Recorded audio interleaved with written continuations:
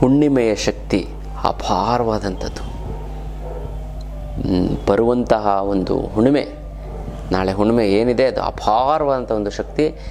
ಈ ಒಂದು ಸೀಕ್ರೆಟ್ ತಂತ್ರವನ್ನು ನೀವು ಮಾಡಿದ್ದೇ ಆಯಿತು ಅಂದರೆ ನಿಮ್ಮ ಭಾಗ್ಯದ ಬಾಗಿಲು ತೆರೆಯುತ್ತದೆ. ತುಂಬ ನೀವು ಏನು ಭಗವಂತ ಯಾವ ರೀತಿ ಆಶೀರ್ವಾದ ಮಾಡ್ತಾನೆ, ದುಡ್ಡು ಯಾವಾಗಲೂ ನಿಮ್ಮ ಜೇಬಲ್ಲಿ ನಿಮ್ಮ ಬ್ಯಾಂಕ್ ಅಕೌಂಟಲ್ಲಿ ಇರುತ್ತೆ.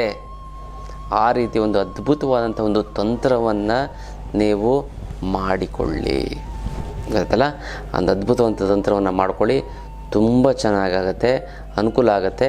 ಅದು ಯಾವ ತಂತ್ರ ಅಂತ ತಿಳಿಸ್ಕೊಡ್ತೀನಿ. ಅದಕ್ಕಿಂತ ಮುಂಚೆ ನೀವು ವಿನಯೋಗಿ ಗುರುಚಿಂತ ಯೂಟ್ಯೂಬ್ ಚಾನಲ್ ಲೈಕ್ ಮಾಡಿ, ಸಬ್ಸ್ಕ್ರೈಬ್ ಆಗಿ, ಮತ್ತು ಬೆಲ್ ಬಟನ್ ಒತ್ತಿ. ಫೇಸ್ಬುಕ್ ಇನ್ಸ್ಟಾಗ್ರಾಮಲ್ಲಿ ಕೂಡ ಲೈಕ್ ಮಾಡಿ, ಶೇರ್ ಮಾಡಿ, ಮತ್ತು ಫಾಲೋನ. ಜೈ ಭಗವಾನ್. ಎಲ್ಲರಿಗೂ ನಮಸ್ಕಾರ. ಓಂ ಮಹಾದೇವಿ ಚದ್ವಿಷ್ಣುಪತ್ನಿ ಮಹಿತನ್ನೋ ಐಶ್ವರ್ಯಲಕ್ಷ್ಮಿ ಪ್ರಚೋದಿತ. ಎಲ್ಲರಿಗೂ ನಮಸ್ಕಾರ. ಇವತ್ತಿನ ವಿಶೇಷ ಸಂಚಿಕೆಯಲ್ಲಿ ಅನೇಕ ವಿಚಾರಗಳನ್ನು ನಾವು ತಿಳ್ಕೊಳ್ಳೋಣ. ಮೊದಲನೇದಾಗಿ ನೋಡಿ, ನಾವು ದೇಹವನ್ನು ಮನಸ್ಸಿನ ನಾವು ಹೇಗೆ ಶುದ್ಧೀಕರಣ ಮಾಡ್ಕೋಬೇಕು ಅಂತ ಹೇಳಿದೆ. ದೇಹವನ್ನು ಯಾವ ರೀತಿ ಶುದ್ಧಿ ಮಾಡಿ ಸ್ನಾನವನ್ನು ಮಾಡ್ಕೋಬೇಕು. ಆದರೆ ದೇಹದ ಒಳಗಡೆ ನೀವು ಮನಸ್ಸನ್ನು ಶುದ್ಧೀಕರಣ ಮಾಡ್ಕೊಂಡ್ರಿ, ದೇಹದ ಮೇಲೆ ಹೇಗೆ ಮಾಡ್ಕೊಂಡ್ರಿ. ನೀವು ಸ್ನಾನ ಮಾಡ್ತು ಅಂತಂದರೆ ಮೈ ಮೇಲಿದೆ, ಚರ್ಮದ ಮೇಲಿರುವಂತಹ ಗಲೀಜು ಸಂಪೂರ್ಣವಾಗಿ ನಿವಾರಣೆ ಆಯಿತು. ಆದರೆ ದೇಹದ ಒಳಗಡೆ ಚರ್ಮದ ಕೆಳಗಡೆ ಇದೇನಿದೆ, ಮಾಂಸಖಂಡ ಇದೆ, ನರನಾಡಿಗಳಿದ್ದಾವೆ, ಮತ್ತು ರಕ್ತನಾಳಗಳಿದ್ದಾವೆ, ಮತ್ತು ಅನೇಕ ರೀತಿಯ ಬಯೋಕೆಮಿಕಲ್ಸ್ ಹಾರ್ಮೋನ್ಸ್ಗಳಿದ್ದಾವೆ, ಮತ್ತು ಮೂಳೆ ಇದೆ, ಮತ್ತು ಪ್ರಾಣವಾಯು ಇದೆ ದೇಹದಲ್ಲಿ ಪ್ರತಿಯೊಂದು. ಅದೆಲ್ಲ ಶುದ್ಧೀಕರಣ ಮಾಡಬೇಕಂದ್ರೆ ಏನು ಮಾಡಬೇಕು? ಅದಕ್ಕೆ ಸ್ನಾನ ಮಾಡಿಸ್ಬೇಕಂದ್ರೆ ಏನು ಮಾಡಬೇಕು? ಏನಿಲ್ಲ, ಸಿಂಪಲ್ಲಾಗಿ ಪ್ರತಿನಿತ್ಯ ನೀವು ಕೇವಲ 9 ಬಾರಿ ಓಂಕಾರವನ್ನು ಹೇಳಬೇಕು.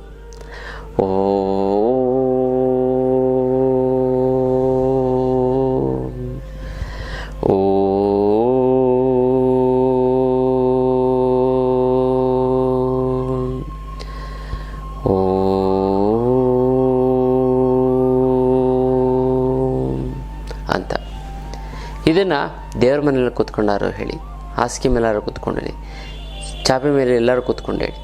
ಈ ಒಂದು ವೈಬ್ರೇಷನ್ನು ಇದು ಯೂನಿವರ್ಸಲ್ ವೈಬ್ರೇಷನ್ನು ನಾಸಾದವ್ರು ಕಂಡುಹಿಡಿದಿದ್ದಾರೆ. ಯೂನಿವರ್ಸು ಈ ಗ್ಯಾಲಕ್ಸಿಲಿ ಹೇಗಿದೆ ವಾಯ್ಸ್, ಹೇಗಿದೆ ಸೌಂಡು ಅಂತಂದರೆ ಇದೇ ಓಂಕಾರ, ಗೊತ್ತಲ್ಲ. ಸೈಂಟಿಸ್ಟ್ಗಳು ಹೇಳಿ ಕಂಡುಹಿಡಿದಿರುವಂಥದ್ದು ಇದು. ನಮ್ಮ ಋಷಿಮುನಿಗಳು ಆವಾಗಲೇ ಕಂಡುಹಿಡಿದಿರುವಂಥದ್ದು. ಓಂಕಾರವನ್ನು ಪ್ರತಿನಿತ್ಯ ಕೇವಲ 9 ಬಾರಿ, ಇಷ್ಟು ಹೇಳಿ 9 ಬಾರಿ ಓಂಕಾರವನ್ನು ಹೇಳಿದರೆ ಸಾಕು. ನಿಮಗೆ ದೇಹದ ಚರ್ಮದ ಕೆಳಗಡೆ ಇರುವಂತಹ ಎಲ್ಲ ಅಂಗಾಂಗಗಳಿಗೂ ಕೂಡ ನೀವು ಸ್ನಾನ ಮಾಡಿಸ್ದಂಗೆ ಆಗುತ್ತೆ, ಶುದ್ಧೀಕರಣ ಆಗುತ್ತೆ, ಗೊತ್ತಲ್ಲ. ದೇಹಕ್ಕೆ ಸ್ನಾನ, ಮನಸ್ಸಿಗೆ ಧ್ಯಾನ, ಮಾಂಸಖಂಡ ನರನಾಡಿಗಳೇ ಓಂಕಾರ. ಇಷ್ಟನ್ನು ಮಾಡಿ ನೋಡಿ ಭಗವಂತ ಯಾವ ರೀತಿ ಸಾಕ್ಷಾತ್ಕಾರ ಆಗ್ತಾನೆ. ಇಷ್ಟು ಶುದ್ಧೀಕರಣ ಆಗಿ ಎಷ್ಟು ಚೆನ್ನಾಗಾಗುತ್ತೀರ ಅಂತ ನಾನಲ್ಲ, ನೀವೇ ಹೇಳ್ತೀರ, ಗೊತ್ತಲ್ಲ. ಇದು ವಿಶೇಷವಾದಂಥ ಒಂದು ವಿಚಾರ. ಆನ್ಲೈನ್ ಕ್ಲಾಸು, ವಿಶೇಷವಾದಂಥ ಒಂದು ಆನ್ಲೈನ್ ಕ್ಲಾಸು.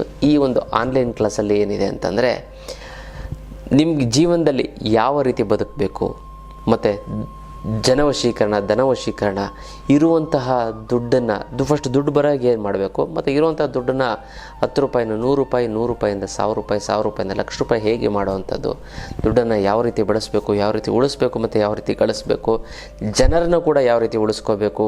ಮತ್ತು ತುಂಬ ಜನ ಫ್ರೆಂಡ್ಸ್ ಇತ್ತು ಅಂತಂದರೆ ನಿಮಗೆ 1 ಕೋಟಿ ರೂಪಾಯಿ ಇದ್ದಂಗೆ ಯಾರೋ ಸಹಾಯ ಮಾಡ್ತಾರೆ. ಅದರ ಜನಾಕರ್ಷಣೆ ಹೇಗೆ ಮಾಡಬೇಕು, ಜನವಶೀಕರಣವನ್ನು ಯಾವ ರೀತಿ ಪಡ್ಕೋಬೇಕು, ಮಾಡಿಕೊಂಡು ನಾವು ಜೀವನವನ್ನು ಒಂದು ಸುಗಮಗೊಳಿಸ್ಕೋಬೇಕು ಅನ್ನೋದನ್ನು ಆನ್ಲೈನ್ ಕ್ಲಾಸಸ್ ಇರುತ್ತೆ. ನೀವು ಡೈರೆಕ್ಟಾಗಿ ನಾನು ಹೇಗಿದೆ ನಾವು ಮಾತಾಡ್ತೀವಿ, ನೀವು ಡೈರೆಕ್ಟಾಗಿ ಅದರಲ್ಲೂ ಕೂಡ ನಿಮ್ಮ ಪರ್ಸನಲ್ ವಿಚಾರಗಳನ್ನು ನನ್ನ ಭೇಟಿಯಾಗಕ್ಕೆ ಒಂದು ಕ್ಲಾಸ್ ಅಟೆಂಡ್ ಮಾಡಿ ಜ್ಞಾನವನ್ನು ತಿಳ್ಕೊಂಡು ನಿಮ್ಮ ಸಮಸ್ಯೆಗಳನ್ನು ಕೂಡ ಅಲ್ಲೂ ಕೂಡ ಬಗೆಹರಿಸ್ಕೋಬೋದು. ಎಲ್ಲ ರೀತಿಯಂಥ ವಿಚಾರಗಳನ್ನು ತಿಳಿಸ್ಕೊಡ್ತಾ ಹೋಗ್ತೀನಿ. ಝೀರೋ ಇರೋಂಥ ವ್ಯಕ್ತಿ ಈ ಆನ್ಲೈನ್ ಕ್ಲಾಸ್ ಅಟೆಂಡ್ ಮಾಡಿ ಹೀರೋ ಆಗಿರೋಂಥ ಉದಾಹರಣೆಗಳೆಲ್ಲ ನಾವು ನಮ್ಮ ಆಶ್ರಮಕ್ಕೆ ಬಂದು ನೀವು ನೋಡ್ಬೋದು. ಅಂಥ ಒಂದು ಅದ್ಭುತವಾದಂಥ ಒಂದು ಆನ್ಲೈನ್ ಕ್ಲಾಸು ಜನ ಮತ್ತು ಧನವಶೀಕರಣ. ಇದಕ್ಕೂ ಕೂಡ ನೀವು ಹೆಸರನ್ನು ಬರೆಸಿ ಈ ಒಂದು ಕ್ಲಾಸಸನ್ನು ಕೂಡ ನೀವು ಅಟೆಂಡ್ ಮಾಡ್ಬೋದು. ಇದು ವಿಶೇಷವಾದಂಥ ಒಂದು ಆನ್ಲೈನ್ ಕ್ಲಾಸು, ಎಲ್ಲರಿಗೂ ಕೂಡ ಅಷ್ಟು ಸುಲಭವಾಗಿ ಸಿಗೋದಿಲ್ಲ. ಹಾಗೆ ಈ ಒಂದು ಆನ್ಲೈನ್ ಕ್ಲಾಸ್ ನೀವು ಜಾಯಿನ್ ಮಾಡಿ ಅಂತ ನಾನು ತಿಳಿಸ್ಕೊಡ್ತೀನಿ. ಇನ್ನು ಬಾಯಾರಿಕೆ, ಈಗಂತೂ ಸಿಕ್ಕಾಪಟ್ಟೆ ಬಾಯಾರಿಕೆ ಆಗುತ್ತೆ. ಬಾಡಿ ಏನಾಗುತ್ತೆ, ಡಿಹೈಡ್ರೇಟ್ ಆಗಿಬಿಡ್ತದೆ. ಈ ಬಿಸಿಲು ವಾತಾವರಣದಲ್ಲಿ ತುಂಬ ಶಾಖ ಇರೋದ್ರಿಂದ ಅದು ಎಕ್ಸ್ಟ್ರಾಕ್ಟ್ ಮಾಡುತ್ತೆ. ನೀವು ಎಷ್ಟು ನೀರು ಕುಡಿದ್ರೂ ಕೂಡ ಸಾಕಾಗಲ್ಲ. 1 ಲೀಟ್ರು ಅಥವಾ 1-1.5 ಲೀಟ್ರ್ ಕುಡಿಯೋಂಥ ಮನುಷ್ಯ 3 ಲೀಟ್ರ್ ಕುಡಿದ್ರೂ ಸಾಕಾಗಲ್ಲ, 4 ಲೀಟ್ರ್ ಕುಡಿದ್ರೂ ಸಾಕಲ್ಲ ಅಂತ ಒಂದು ಇದು. ಅದಕ್ಕೋಸ್ಕರ ನೀವು ಏನು ಮಾಡಬೇಕು, ನೀವು ನೋಡಿ, ನೀವು ಒಂದು ಯಾವುದೊಂದು ಫಂಕ್ಷನ್ಗೆ ಹೋಗ್ತೀರ ಅಂದ್ಕೊಳ್ಳಿ, ಲೈವ್ ಎಕ್ಸಾಂಪಲು. ಈಗ ನೀವು ಒಂದು 10 ಗಂಟೆಗೆ ಹೋಗ್ತೀರ, ಒಂದು ಚೆನ್ನಾಗಿ ನೀರು ಕುಡಿತೀರ, ಮತ್ತೆ ಟಾಯ್ಲೆಟ್ಗೆ ಹೋಗ್ತೀರ ಒಂದು ಅರ್ಧ ಗಂಟೆ, ಮತ್ತೆ 11 ಗಂಟೆಗೆ ಹೋಗ್ತೀರ, ಮತ್ತೆ ನೀರು ಕುಡಿತೀರ, ಮತ್ತೆ 11:15. ನೀವು ಒಂದು ಫಂಕ್ಷನ್ಸನ್ನು ನೆಮ್ಮದಿಯಾಗಿ ಬರೀ ಸಿಕ್ಕಾಬಟ್ಟೆ ನಿಮಗೆ ಡಿಹೈಡ್ರೇಟ್ ಆಗ್ತಾ ಬರುತ್ತೆ. ಆದರೆ ನಾನು ಹೇಳುವಂಥ ಒಂದೇ ಒಂದು ಹಣ್ಣನ್ನು ನೀವು ಸೇವನೆ ಮಾಡ್ತು ಅಂದರೆ 3 ಅವರು ನಿಮಗೆ ದೇಹದಲ್ಲಿ ನೀರು ಉತ್ಪತ್ತಿ ಮಾಡುತ್ತೆ. ಅಂದರೆ ಡಿಹೈಡ್ರೇಟ್ ಆಗಲ್ಲ, ತೇವಾಂಶ ಇರುತ್ತೆ, ಶೆಕೆ ಆಗಲ್ಲ, ತಂಪಾಗಿರುತ್ತೆ. ಯಾವುದು ಗೊತ್ತಾ, ಅದು ಸೂಪರಾಗಿರೋಂಥದ್ದು. ಜೊತೆಗೆ ಒಂದು ಮುದ್ರೆನೂ ಕೂಡ ಹೇಳ್ಕೊಡ್ತೀನಿ. ಯಾವುದು ಅಂತಂದರೆ ಕಲ್ಲಂಗಡಿ ಹಣ್ಣು. ನೀವು ಕಲ್ಲಂಗಡಿ ಹಣ್ಣನ್ನು ಕೊಡ್ತಾರೆ, 10 ರೂಪಾಯಿ 20 ರೂಪಾಯಿ ಕೊಡ್ತಾರೆ, ಅದನ್ನು ಕಟ್ ಮಾಡಿಬಿಡ್ತೀನಿ. ನೀವು 3 ಅವರ್ ನಿಮ್ಮ ನೀರು ಬೇಕಾಗೇ ಇರಲ್ಲ. ಅಕಸ್ಮಾತ್ ನೀವು ಕಲ್ಲಂಗಡಿ ಹಣ್ಣು ತಿಂದು ನೀವು ಹೊರಗಡೆ ಎಲ್ಲೋ ಶಾಪಿಂಗ್ ಹೋಗ್ತಾ ಇರ್ತೀನಿ, ಅರ್ಧ ಗಂಟೆಗೆ ನೀರು ಈ ಸ್ವಲ್ಪ ಒಂಚೂರು ಬಿಸಿಲು ಟೈಮಲ್ಲಿ ಮಾಡಿದ್ರೆ ಆ ನೀರು ಫುಲ್ಲು ಬೆಚ್ಚಗಾಗ್ಬಿಟ್ಟು ನೀರು ಕುಡ್ದಂಗೆ ಆಗಲ್ಲ. ಅದಕ್ಕೋಸ್ಕರ ನೀವೇನು ಮಾಡಿ, ಕಲ್ಲಂಗಡಿ ಹಣ್ಣನ್ನು ಸೇವನೆ ಮಾಡಿಕೊಂಡು ಹೋಗಿ, ಅದು ಕಲ್ಲಂಗಡಿ ಹಣ್ಣು ಜ್ಯೂಸನ್ನು ಕುಡೀರಿ, ಫಸ್ಟ್ ಕ್ಲಾಸ್. ಗೊತ್ತಲ್ಲ, ನಿಮಗೆ ದಾವು ಆಗೋದೇ ಇಲ್ಲ, ಬಾಯಾರಿಕೆ ಆಗೋದೇ ಇಲ್ಲ. ಆದರೂ ಕೂಡ ಸಿಕ್ಕಾಪಟ್ಟೆ ಬಾಯಾರಿಕೆ ಆಗಿತ್ತು ಅಂತಂದರೆ, ಸಡನ್ನಾಗಿ ನೀರು ಸಿಕ್ಕಿಲ್ಲ ಅಥವಾ ಇನ್ನೊಂದು ಸುಮ್ಮನೆ ಆದರೂ ಬಾಯಾರಿಕೆ, ನೀರು ಕುಡಿಯುತ್ತೆ ಮತ್ತೆ ಬಾಯಾರಿಕೆ ಆಗ್ತಾಯಿತ್ತು ಅಂತಂದರೆ ವರ್ಣ ಮುದ್ರೆಯನ್ನು ಮಾಡಿ ದೇಹದಲ್ಲಿ ನೀರನ್ನು ಉತ್ಪತ್ತಿ ಮಾಡುತ್ತೆ. ನೋಡಿ, ಹೆಬ್ಬೆರಳು ಪ್ಲಸ್ ಕಿರುಬೆರಳು, ತೋರ್ಬೆರಳು, ಮಧ್ಯದ ಬೆರಳು, ಉಂಗುರ ಬೆರಳು ನೇರವಾಗಿರುವಂಥ ಎಚ್ಚರವಹಿಸು. ಇನ್ನಕ್ಕೆ 20 ನಿಮಿಷಗಳ ಕಾಲ ಮಾಡ್ತು ಅಂತಂದರೆ ಸಾಕು, ಬಾಯಾರಿಕೆ ಅನ್ನುವಂಥದ್ದು ಹೊರಟು ಹೋಗುತ್ತದೆ. ಅದಲ್ಲ, ಇದನ್ನು ಮಾಡ್ಕೊಳ್ಳಿ, ತುಂಬ ಚೆನ್ನಾಗಿರುತ್ತೆ, ತುಂಬ ಒಳ್ಳೆಯದಾಗ್ತಾ ಬರುತ್ತೆ. ಇದು ವಿಶೇಷವಾದಂಥ ಒಂದು ಮುದ್ರೆ. ಇದು ಮಾಡಿ ಫಸ್ಟ್ ಕ್ಲಾಸ್ ಆಗುತ್ತೆ, ಚೆನ್ನಾಗಾಗುತ್ತೆ. ಇದು ವಿಶೇಷವಾದಂಥ ಒಂದು ಮುದ್ರೆಯ ವಿಚಾರ. ಇನ್ನು ಆಧ್ಯಾತ್ಮ ಪಯಣ. ಈ ಆಧ್ಯಾತ್ಮ ಪಯಣದಲ್ಲಿ ಪ್ರತಿ ತಿಂಗಳು ಒಂದಲ್ಲ ಒಂದು ಪುಣ್ಯಕ್ಷೇತ್ರಗಳ ದರ್ಶನವನ್ನು ನಾನು ಮಾಡಿಸ್ತಾ ಹೋಗ್ತಾ ಇರ್ತೀನಿ. ಖಂಡಿತವಾಗ್ಲೂ ಕೂಡ ಇದಕ್ಕೆ ನೀವು ಭಾಗಿಯಾಗಿ ಕರ್ಮ ಕಳ್ಕೊಳ್ಳೋದಕ್ಕೋಸ್ಕರ ಈ ಒಂದು ಅದ್ಭುತವಾದಂಥ ಒಂದು ಪುಣ್ಯಕ್ಷೇತ್ರ ದರ್ಶನವನ್ನು ಮಾಡ್ತೀನಿ. ಪ್ರತಿ ತಿಂಗಳು ಪುಣ್ಯಕ್ಷೇತ್ರ, ಈ ಕೇರಳ ಅನಂತ ಪದ್ಮನಾಭ, ಗುರುವಾಯೂರು, ಮತ್ತು ಮುಂದಿನ ತಿಂಗಳು ಈ ಪುರಿ ಜಗನ್ನಾಥ, ಅದರ ಮುಂದಿನ ತಿಂಗಳು ಕಾಮಾಖ್ಯ, ಅದರ ಮುಂದಿನ ತಿಂಗಳು ಕಾಶಿ ಮತ್ತು ಅಯೋಧ್ಯ. ಈ ಥರ ಪ್ರತಿ ತಿಂಗಳು ಅದ್ಭುತವಾದಂಥ ಒಂದು ಆಧ್ಯಾತ್ಮ ಪಯಣ ಇರುತ್ತೆ. ಈ ಫ್ಲೈಟು ಮತ್ತು ಊಟ ತಿಂಡಿ ವ್ಯವಸ್ಥೆ, AC ರೂಮು, AC ಬಸ್ಸು ಎಲ್ಲವೂ ಕೂಡ ಅದ್ಭುತವಾಗಿ ವ್ಯವಸ್ಥೆ ಆಗ್ತಾಯಿದೆ. ಖಂಡಿತವಾಗ್ಲೂ ಕೂಡ ಈ ಒಂದು ಆಧ್ಯಾತ್ಮ ಪಯಣಕ್ಕೆ ನೀವೆಲ್ಲ ಭಾಗಿಯಾಗಿ ಹೆಸರನ್ನು ಬರೆಸಿ, ಒಂದಲ್ಲ ಒಂದು ಆಧ್ಯಾತ್ಮ ಪಯಣ. ಜೀವನದಲ್ಲಿ ಜಂಜಾಟ ಅನ್ನುವಂಥದ್ದಿದೆ, ಸಂಸಾರ ಅನ್ನುವಂಥ ಗೋಡು ನಿತ್ಯ ನರಕ, ಈ ಒಂದು ಲೌಕಿಕ ಬದುಕೋ ಒಂದು ನರಕ. ಆ ನರಕದಿಂದ ಹೊರಗಡೆ ಬರೋದಕ್ಕೋಸ್ಕರ ಭಗವಂತ ನೋಡೋಕ್ಕೆ ನಾವು ಸ್ವರ್ಗಕ್ಕೆ ಹೋಗೋಕ್ಕಾಗಲ್ಲ, ಅಟ್ಲೀಸ್ಟ್ ಪುಣ್ಯಕ್ಷೇತ್ರಗಳನ್ನಾರು ನೋಡಿ ಆ ಸ್ವರ್ಗದ ಒಂದು ಅನುಭವವನ್ನು ನಾವು ಮಾಡ್ಬೋದಲ್ವ. ಅಂಥ ಒಂದು ಪುಣ್ಯಕ್ಷೇತ್ರಕ್ಕೆ ನೀವೆಲ್ಲ ಭೇಟಿ ಕೊಡಿ ಗುರುಗಳ ಮುಖಾಂತರ. ಅದರಲ್ಲಿ ಏನು ಮಾಡ್ತೀವಿ, ವಿಶೇಷವಾಗಿ ನಾವು ಯಂತ್ರ ಮಂತ್ರ ತಂತ್ರ ಎಲ್ಲವನ್ನು ಕೂಡ ಯಾವ ರೀತಿ ಸಂಕಲ್ಪ ಮಾಡಬೇಕು ಎಲ್ಲವನ್ನು ಕೂಡ ನಾವು ಮಾಡಿಸ್ತಾ ಇರ್ತೀವಿ. ಹಾಗಾಗಿ ಆ ಒಂದು ಪುಣ್ಯಕ್ಷೇತ್ರವನ್ನು ದರ್ಶನವನ್ನು ಮಾಡಿಕೊಳ್ಳಿ, ಹೆಸರನ್ನ ಬರೆಸಿ. ಪ್ರತಿ ಒಂದು ವಾಟ್ಸಪ್ ಗ್ರೂಪಲ್ಲಿ ನೀವು ಇತ್ತು ಅಂತಂದರೆ ಯಾವ್ದಾದ್ರು ಒಂದು ನಾವು ಎಲ್ಲೆಲ್ಲಿ ಹೋಗ್ತಾಯಿದ್ದು ನಾವು ಆಗ್ತಾ ಇರ್ತೀವಿ, ಅದಕ್ಕೆ ನೀವು ಬರ್ಬೋದು. ಆಧ್ಯಾತ್ಮ ಪಯಣ ಮಾಡಿ, ಜೊತೆಗೆ ದೇವರ ಒಂದು ಸಾಕ್ಷಾತ್ಕಾರವನ್ನು ಪಡೀರಿ, ಮಾಡಿಕೊಳ್ಳಿ. ನೋಡಿ, ನಾಳೆ ಹುಣ್ಣಿಮೆಯ ದಿನ ನೀವೇನು ಮಾಡಬೇಕು ಅಂತಂದರೆ, ಒಂದು ಗಾಜಿನ ಲೋಟವನ್ನು ತೆಗೆದುಕೊಳ್ಬೇಕು. ಶುದ್ಧವಾದಂಥ ಒಂದು ಗಾಜಿನ ಲೋಟ ಇರಬೇಕು. ಹೊಸ ಗಾಜಿನ ಲೋಟ ಇದ್ದರೆ ಒಳ್ಳೆಯದು. ಯಾರ್ಯಾರೋ ಕುಡ್ದಿರ್ತಾರೆ, ಬೇಡ, ಒಂದು ಹೊಸ ಗಾಜಿನ ಲೋಟ ಇಟ್ಕೊಳ್ಳಿ. ಮನೇಲಿ ಯಾವುದೋ ಒಂದು ಜ್ಯೂಸ್ ಇದೆ, ಯಾರ್ಯಾರು ಯೂಸ್ ಮಾಡಿದ್ರೆ ಬೇಡ. ಯಾಕಂದರೆ ನಾಳೆ ಹುಣ್ಣಿಮೆಯ ಶಕ್ತಿ, ನಿಮ್ಮ ಭಾಗ್ಯದ ಭಾಗ್ಯತೆ, ನಿಮ್ಮ ಲಕ್ ಚೇಂಜ್ ಆಗುತ್ತೆ. ನಿಮಗೆ ಲಕ್ ಹೊಡಿಯುತ್ತೆ, ಅದೃಷ್ಟ ಬರುತ್ತೆ. ಲಕ್ಕು ಅಲ್ಲ, ಲಕ್ಕು ಗೊತ್ತಲ್ಲ, ಅದೃಷ್ಟ ಬರುತ್ತೆ, ಗೊತ್ತಲ್ಲ. ಹಾಗಾಗಿ ನಿಮಗೆ ಜಾಕ್ಪಾಟ್ ತಂತ್ರವನ್ನು ಮಾಡಿ. ನಾಳೆ ಬರುವಂಥ ಒಂದು ಹುಣ್ಣಿಮೆ ವೆರಿ ವೆರಿ ಪವರ್ಫುಲ್. ಅದಕ್ಕೋಸ್ಕರ ನಾನು ಹೇಳ್ತಾ ಇದ್ದೀನಿ, ಗೊತ್ತಲ್ಲ. ಲಕ್ಷ್ಮಿ ನಿಮ್ಮ ಮನೆ ಒಳಗಡೆ ಬರ್ತಾಳೆ. ಹಾಗಾಗಿ ಅದನ್ನು ಮಾಡ್ಕೊಳ್ಳಿ. ಏನಿಲ್ಲ, ಗಾಜಿನ ಲೋಟ ತೆಗೆದುಕೊಳ್ಳಿ. ಗಾಜಿನ ಲೋಟ ತೆಗೆದುಕೊಂಡು, ತುಂಬ ಜನಕ್ಕೆ ಮಾಡಿಸಿದ್ದೀನಿ ನಾನು ತಂತ್ರನ. ಗಾಜಿನ ಲೋಟ ತೆಗೆದುಕೋಬೇಕು. ತೆಗೆದುಕೊಂಡು ನೀವೇನು ಮಾಡಬೇಕು ಅಂತಂದರೆ, ಅದರಲ್ಲಿ 5 ರೂಪಾಯಿದು ಒಂದು ಕಾಯಿನು, ₹1 ಒಂದು ಕಾಯಿನನ್ನು ಹಾಕಬೇಕು. ಅದಾದಮೇಲೆ ಹಾಲನ್ನು ಹಾಕಬೇಕು. ಶುದ್ಧವಾದ ಹಾಲು, ನೀರು ಮಿಕ್ಸ್ ಮಾಡಬಾರ್ದು.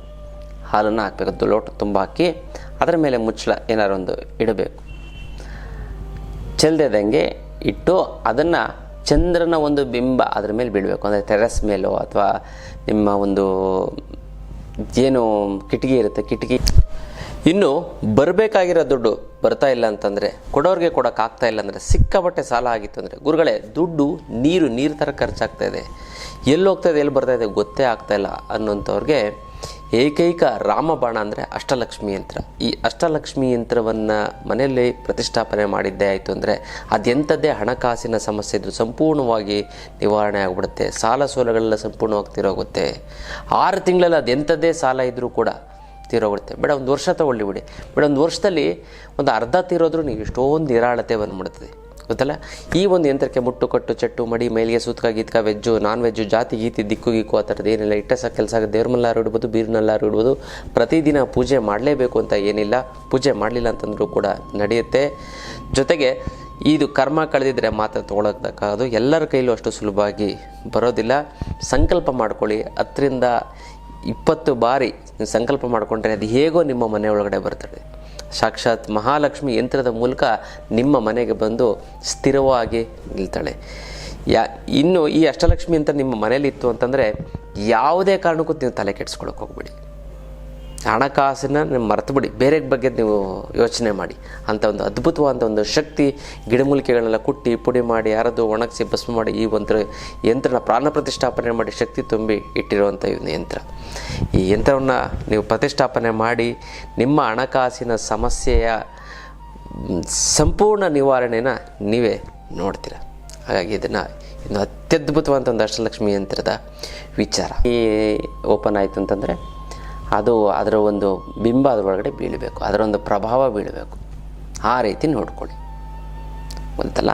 ಅದು ರೀತಿ ಇಟ್ಕೊಂಡು ನೀವೇನು ಮಾಡಬೇಕು ಅಂತಂದರೆ, ಆ ಒಂದು ನೆಕ್ಸ್ಟ್ ಮಾರನೇ ದಿನ ಹಾಲು ಒಳಗಡೆ ಇರೋಂಥ ಕಾಯನ್ನು ತೆಗೆದುಕೊಂಡು ಈ ಹಾಲಿರುತ್ತಲ್ಲ ಆ ಹಾಲನ್ನು ಗಿಡಕ್ಕೆ ಹಾಕಿ.